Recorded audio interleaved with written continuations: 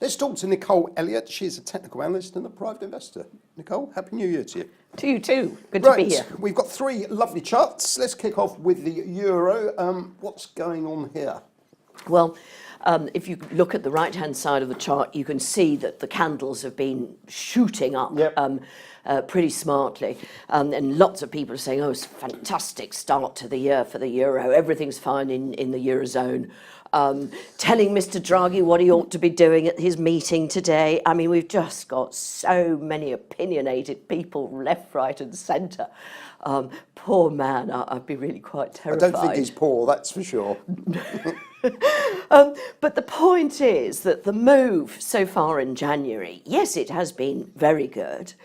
But what's been even better was the move that started in April last year and has contributed to a fantastic 13 consecutive months where the euro is the star performer. It's up 18%. Wow.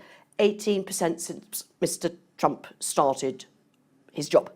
So, I mean, that's really significant. I mean, that is scary stuff. Because this time last year, the euro dollar was 103, so we've gone 20 big figures up. Yeah, exactly. So it's almost 20%. Now, this, in terms of everything you do think, invest in, and trade with, has massive implications. A 20% shift in exchange rate is huge, and I think people are completely underestimating this at the moment. Now, what's interesting here on this weekly chart are the clouds, is that everything in this chart is telling you we've got further to go. And that red line at the top there, that's a 50% retracement since 2014. Okay. So we're only halfway back to where we were 4 years ago. Wow. Do you see what I mean? We're only halfway there. This is not the end of the move. This is not, in my opinion, at all. And in fact, that same 50% level coincides almost with a 38% retracement since the financial crash started in 2008. So actually, in the scheme of things, the euro is still cheap. Right. We've only retraced 38% of the catastrophe, which was 2008, 2009. And that's the important thing about looking longer term in technical analysis and looking to the old levels. Because if you saw that and didn't look back, you'd think, oh, well, that's an extreme move. It must be time for it to basically top out. But if it's only moved 38% of the original move, there is still plenty of upside here. Definitely, you know, perspective is essential in everything we do. And the further back you can look, think and analyse, the more likely you are to be correct in your assessment of whether something is cheap or something is dear. So history helps you. So definitely look into that. Perspective, I like that. Okay, let's move on to cable, the Great British Pound against the US dollar. I was told 140 was a big level, option barriers, round numbers, psychological number, and it's gone straight through it. See how they run, eh? See how they run. This is what we're seeing here. From the world's most hated currency, pre and post referendum, because you can see we were going down, then we had that ridiculous spike and that massive collapse as soon as we got the referendum results. And then we continue on down, and then we got to something ridiculously cheap at about 1.1 and a bit dollars to the pound. I mean, that in anybody's scale is almost as cheap as it's ever been. Only once was it cheaper than that. So again, a sense of perspective. We actually touched $1.05 in 1985, and that is the record low. And the record high, actually, in case you're interested, was in 1972 when we started floating exchange rates, and it was $2.64 to the pound. Okay, so again, sense of perspective, right? Here at 140, I think we're still cheap, actually. Right. I think we're still cheap. We've actually retraced 78%. So is that your fundamental belief, or is that the technicals telling you? Technical, just charts.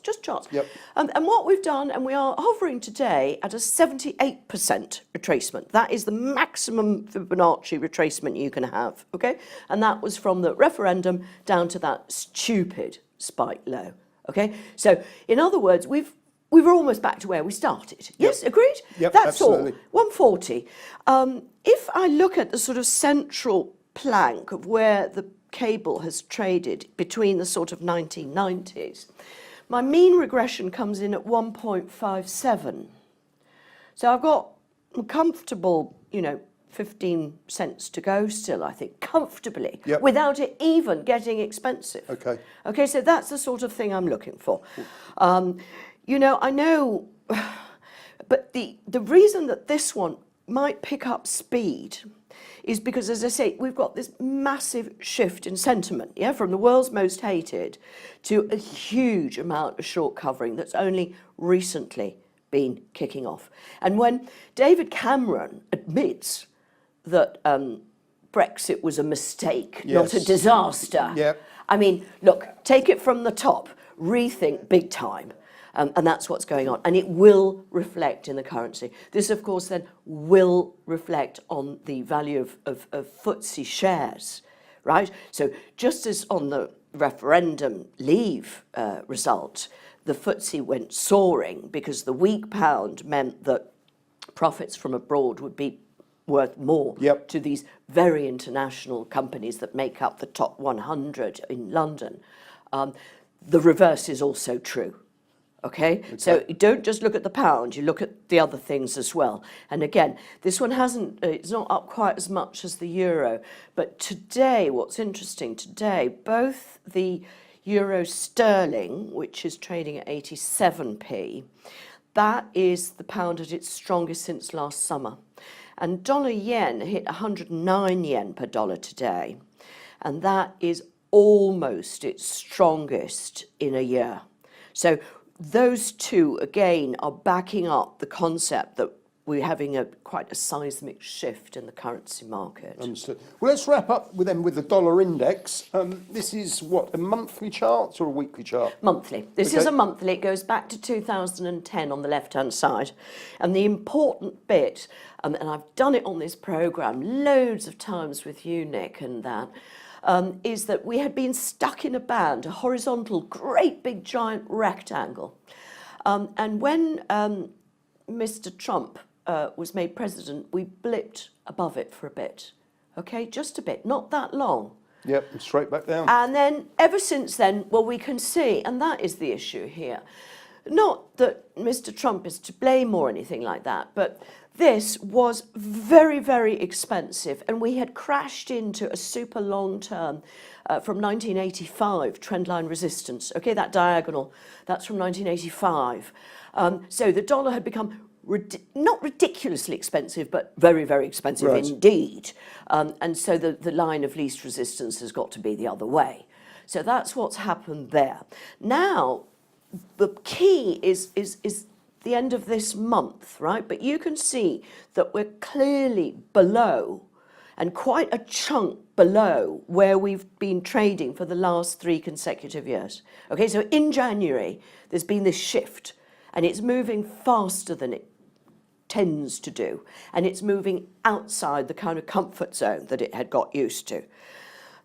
Obviously, we might find that it turns out to be a false break on the downside, just like the upside was, but I don't think so. I think you've got a highly irregular, massive triple top there at the which psychological is a 100. Right? Yep. That's right, and plus at 100 on the dollar index. Do you see what I mean? It's all sort of looking triple topish, or almost broadening topish, and therefore I think we've got considerable more downside to go.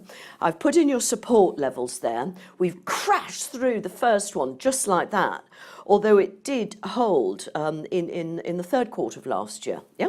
Okay, so we've crashed through that very quickly. So obviously the next target will be the 50% retracement. These retracement levels are taken from the low that the dollar index got to in 2008. So basically the US these are big levels. These are long-term levels, big levels. And I think that generally one should pencil in, probably sooner rather than later, a cumulative decline in the value of the dollar of another 10% plus. Definitely over this calendar year, but maybe in the first half. Understood. And then we sort of settle down and take a breather. But that's the sort of thing I think investors should consider. And again, it has implications for the value of gold, US oil. Well, all commodities that are priced in dollars. So it's not the gold's going up, right? Penny for penny. If you take the dollar price of gold, divide it by the value of the euro, say, you'll see that we're not going very far in any direction. Likewise for US stock indices. Were the dollar to depreciate another 10%, as I'm suggesting, if your dollar index has not increased by another 10%, you're losing money as a foreigner. Yep. You're losing money. Yep.